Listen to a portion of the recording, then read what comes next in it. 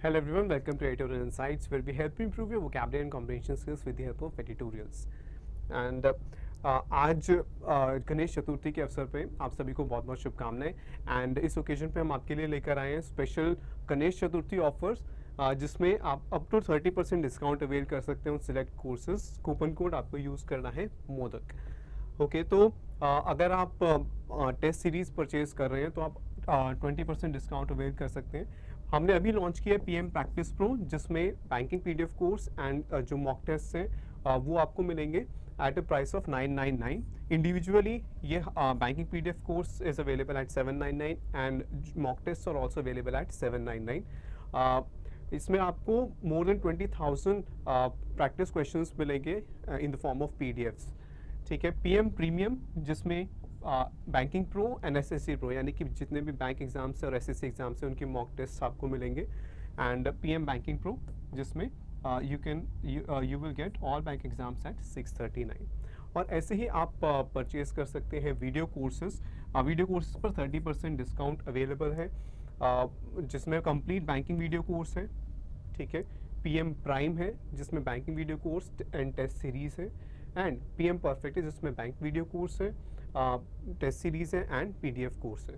सो ये तीनों कोर्सेज आप परचेज कर सकते हैं। अगर आप इंडिविजुअली वीडियो कोर्स परचेज करना चाहते हैं सब्जेक्ट वाइज, जैसे क्वांट या फिर इंग्लिश या फिर रीजनिंग, तो आप वो भी परचेज कर सकते हैं। उस पर भी 20% डिस्काउंट अवेलेबल है। तो आज जो हम एडिटोरियल डिस्कस कर रहे हैं वो है life as you don't know it.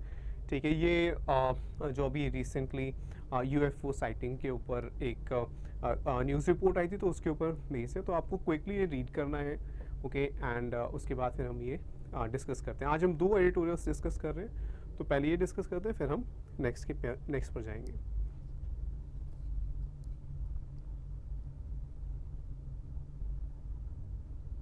Next,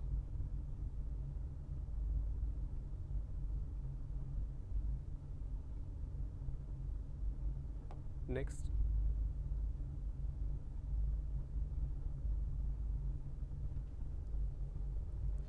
चलो।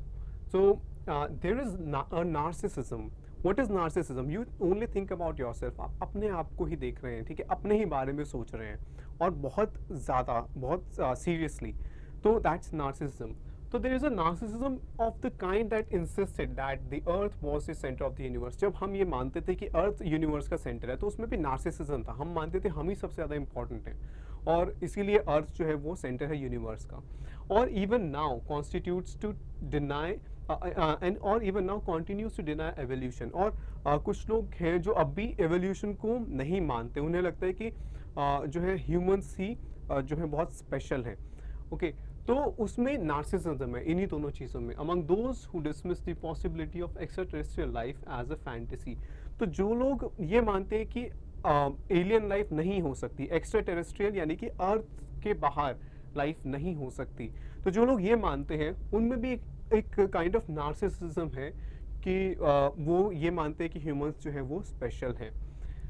But the myth of alien life, like all archetypes from gods to demons, keeps coming back in new avatars. लेकिन अगर हम देखें कि जो मिथ है एलियन लाइफ का, मिथ इज समथिंग जो कि जिसका कोई प्रूफ नहीं है, ऐसा सिर्फ कहा जाता है, इट्स अ मिथ।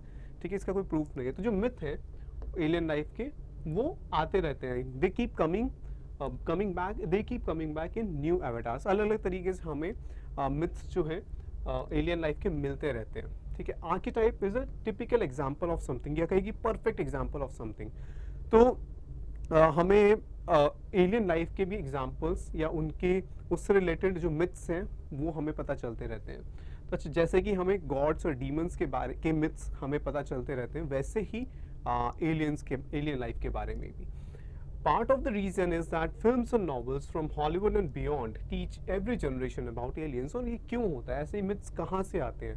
क्योंकि चाहे वो नॉवेल्स हों, चाहे फिल्म हो, चाहे हॉलीवुड हो, या फिर कोई और फिल्म इंडस्ट्री हो, तो वहाँ पर एलियंस के बारे में हर एक नई जनरेशन को बताया जाता है। They teach every generation about aliens, like Santa Claus और the tooth Pheri.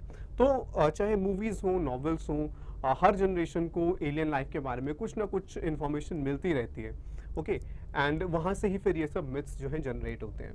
Then there is the evidence, और फिर उसके बाद है एविडेंस। और एविडेंस को कोट किया हुआ है, दैट मीन्स कि जिसने ये एविडेंस प्रेजेंट किया है वो कह रहा है ये एविडेंस, लेकिन ज़रूरी नहीं है कि जो ऑथर है वो माने कि ये एविडेंस है, ठीक है। Someone is calling it evidence. किस एविडेंस की बात हो रही है? Earlier this week, journalist turned UFO expert Jamie Maussan presented what he claims are fossilized alien corpses. तो एक जर्नलिस्ट है जो वो अब एक यूएफओ एक्सपर्ट बन गए हैं, तो उन्होंने क्लेम किया है कि उन्हें मिले हैं फॉसिलाइज्ड कॉर्प्सेस। कॉर्प्सेस आर डेड बॉडीज, तो उन्हें एलियन के डेड बॉडीज मिले, और ये उनका वो कह रहे हैं कि ये एविडेंस है एलियन लाइफ का, ठीक है। वो कौन कह रहे हैं? Jaime Maussan, okay, that are nearly 2000 years old. अच्छा, ठीक है, तो 2000 ईयर ओल्ड जो है फॉसिलाइज्ड रिमेन्स मिले हैं। यहाँ पर हमें एक चीज़ ध्यान देना है। अच्छा, कॉर्प्स तो होता है dead body, okay, it's a dead body. क्या आपने कभी सुना है corps? COPS? What's a corps? ठीक है, it's a group of trees, ठीक है। ग्रुप ऑफ ट्रीज के लिए और कौन से वर्ड्स हम यूज़ कर सकते हैं? हम क्लम्प यूज़ कर सकते हैं, ओके, हम ग्रोव यूज़ कर सकते हैं, ओके। तो ये सब डिफरेंट वेज में ग्रुप ऑफ ट्रीज को रिप्रेजेंट करते हैं, ओके। तो वापस आते हैं, तो the mummified remains are almost a blockbuster cliche. तो जो ममीफाइड रिमेन्स हैं जिनकी वो बात कर रहे हैं जर्नलिस्ट, वो are almost a blockbuster cliche. What's a cliche? कोई चीज़ इतनी बार रिपीट हो जाए कि वो उसकी इफेक्टिवनेस ही ख़त्म हो जाए। तो आपने जितने भी मूवीज़ देखी होंगी या फिर कोई शो देखा होगा जहाँ पर एलियंस की बात होती है, तो टिपिकल आप क्या ऑब्जर्व करते हो? लार्ज हेड होता है, ठीक है, हेयरलेस बॉडी होती है, लार्ज ब्लैक आइज होती हैं, और बहुत थिन आर्म्स होती हैं। तो ये बिल्कुल क्लिशे है, क्योंकि ये इतनी बार रिपीट हो चुका है कि it has become very common कि इसी तरह एलियंस को प्रेजेंट किया जाता है। और जो रिमेन्स भी मिले हैं, जो कहा जा रहा है कि रिमेन्स है, एविडेंस है, वो भी ऐसे ही है। Large heads, tiny body and 3 elongated fingers, okay. तो ये बिल्कुल जो टिपिकल जो क्लिशे है, जो जिस तरह हॉलीवुड में या किसी और फिल्म इंडस्ट्री में एलियंस को रिप्रेजेंट किया जाता है, बिल्कुल वैसे ही रिमेन्स मिले। While Maussan's claims are justifiably taken with a pinch of salt, and हालांकि हमें उनके जो भी क्लेम्स है, we should take it with a pinch of salt, यानी कि हमें उस पर पूरा भरोसा नहीं करना चाहिए। When we take something with a pinch of salt, we don't trust it completely, क्योंकि उन्होंने पहले भी ऐसे क्लेम्स किए हैं और वो गलत पाए गए। There is a renewed interest in alien visitors. हालांकि हमें जो ये जर्नलिस्ट कह रहे हैं उनको उस पर पूरा भरोसा नहीं करना चाहिए, लेकिन एक बात तो है कि रिन्यूड इंटरेस्ट, कि एलियन लाइफ में जो है सबका इंटरेस्ट एक बार फिर से जाग गया है। Earlier this year, David Grush, a former American intelligence officer, testified before the US Congress. तो इसी साल क्या हुआ था, एक फॉर्मर अमेरिकन इंटेलिजेंस ऑफिसर थे, उन्होंने टेस्टिफाई किया, यानी कि एक स्टेटमेंट दी। टेस्टिफाई करना, एक फॉर्मल स्टेटमेंट देना। आप कोर्ट में टेस्टिफाई करते हो, आप कांग्रेस यानी यूएस का जो पार्लियामेंट आप कह सकते हो, तो वहाँ पर भी टेस्टिफाई कर सकते हो, ठीक है। You give a statement about something कि this is the truth. So he asserted, क्या कहा था उन्होंने? He asserted that the country possesses technology from aliens, कि US के पास alien technology है। And on Thursday, NASA outlined how it will investigate unidentified anomalous phenomena। और अभी recently ही NASA ने कहा कि वो investigate करेगा UAPs, जो कि UFO का एक नया term है, UAPs, okay। The veracity, what's veracity? Trustworthiness, कि किसी चीज़ पे भरोसा किया जा सकता है या नहीं।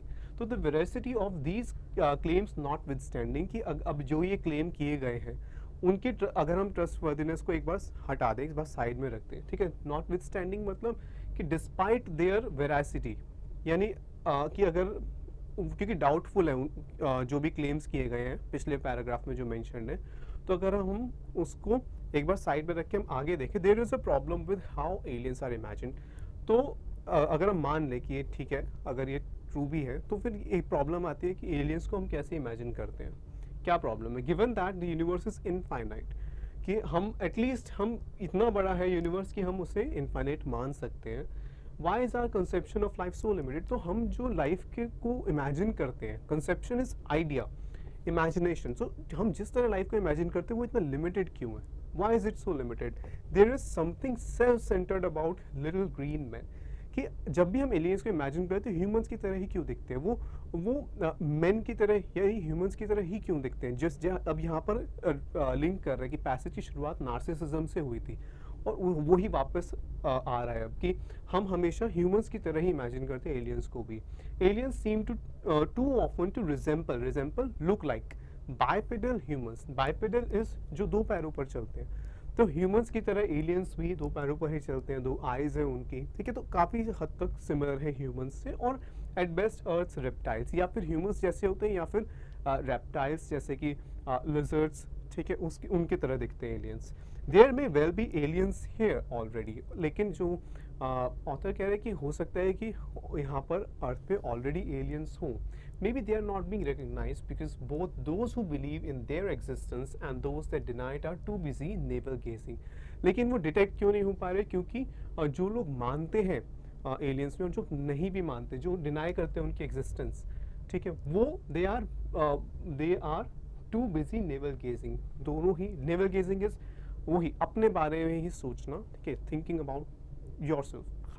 तो सभी लोग अपने ही बारे में सोच रहे हैं, इसलिए वो ये एक्सपेक्ट कर रहे हैं कि ह्यूमन की तरह ही होंगी एलियन लाइफ भी। तो अगर भले ही अर्थ पे एलियन लाइफ है भी, हम उसे डिटेक्ट नहीं कर पा रहे क्योंकि हमारा जो आइडिया, हम सेल्फ सेंटर्ड है, हम जो है यही मान रहे हैं कि एलियन लाइफ भी हमारे जैसी ही होगी और इसलिए हम डिटेक्ट नहीं कर पा रहे हैं। सो ये एडिटोरियल था द इंडियन एक्सप्रेस का।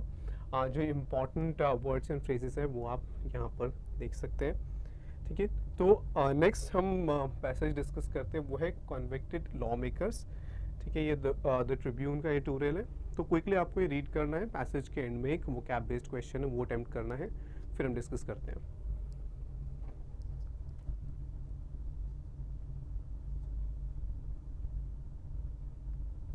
Next,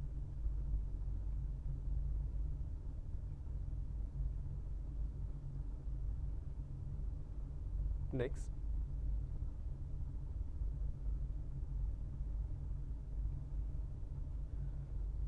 okay, so vocabulary based question।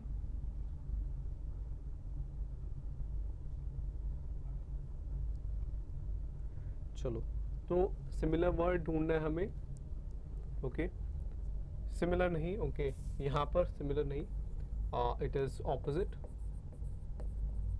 ठीक है, आपको ऑपोजिट वर्ड ढूंढना है।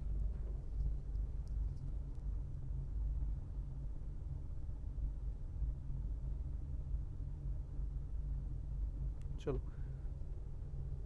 तो ये कॉन्विक्टेड लॉ मेकर्स जो हमारे जिन्हें हम इलेक्ट करते हैं, मेंबर्स ऑफ पार्लियामेंट या फिर मेंबर्स ऑफ लेजिस्लेटिव असेंबलीज, तो जो भी लॉ मेकर्स हैं वो अगर कन्विक्ट होते हैं, वो उनको सज़ा मिलती है किसी केस में, तो उसके ऊपर है। A report submitted to the Supreme Court has raised the pitch for a lifetime ban on lawmakers from contesting elections if they are found guilty of an offence of moral turpitude। तो एक report submit हुई है supreme court में जिसने raise the pitch, आवाज़ उठाना, ठीक है, पिच इंक्रीज करना। तो आप किसी चीज़ को और ज़्यादा फोर्सफुली और ज़्यादा एनर्जी के साथ किसी चीज़ को, किसी बात को आगे रखते हो तो हम कहेंगे रेजिंग द पिच। तो उस रिपोर्ट ने पिच रेज की है किस बारे में, कि जो लॉ मेकर जिनको सज़ा मिली है, ठीक है, who have been found guilty of an offence of moral turpitude. Turpitude is evil, ठीक है, बुराई या इमोरल बिहेवियर। तो जिनको सज़ा मिली है इन केसेस के अंदर, उन्हें क्या करना चाहिए, उनके लाइफ टाइम बैन कर देना चाहिए इलेक्शंस कंटेस्ट करने से। ये वो रिपोर्ट सजेस्ट कर रही है, जबकि क्योंकि ऐसा नहीं होता।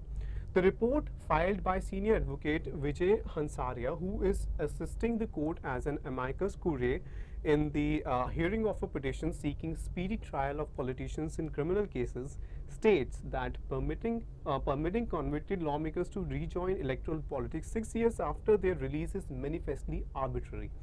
तो अब इसको, ये एक लंबा सेंटेंस है, तो पंक्चुएशन हमें हेल्प करती है रीड करने में। द रिपोर्ट की बात हो रही है, अब उसके बारे में इंफॉर्मेशन है, फाइल्ड बाय, किसने फाइल की, okay, senior advocate Vijay Hansaria ने फाइल की।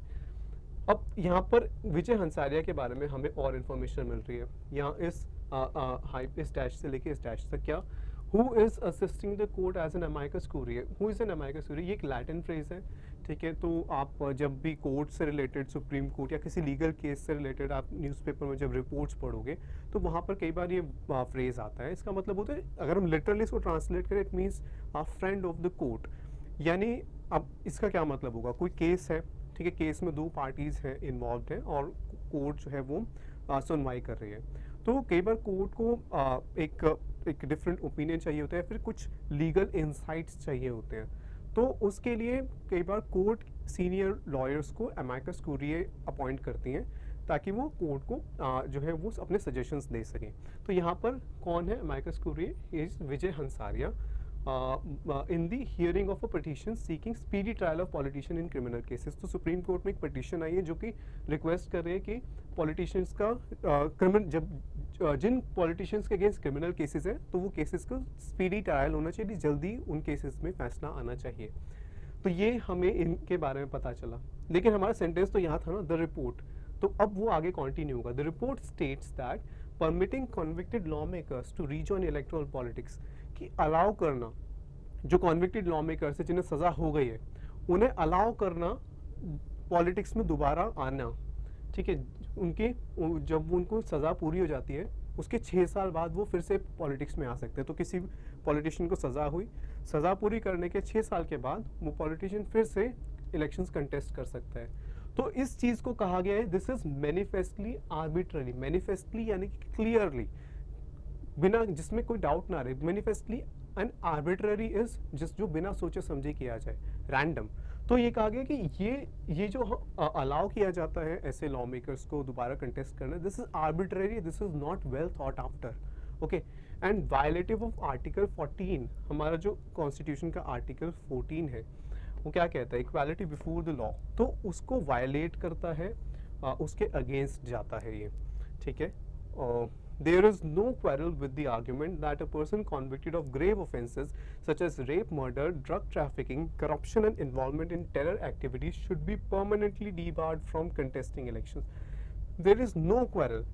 इसमें कोई दो राय नहीं, इसमें कोई डिबेट नहीं है कि जो भी सीरियस केसेस होते हैं,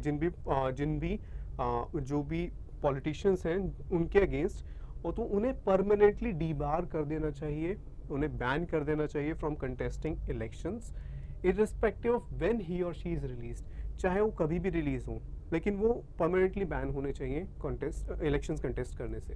The report has turned the spotlight on Section 8 of the Representation of the People Act. तो अब रिपोर्ट में किसके बारे में बात की गई है, Section 8 of the RPA, Representation of People Act।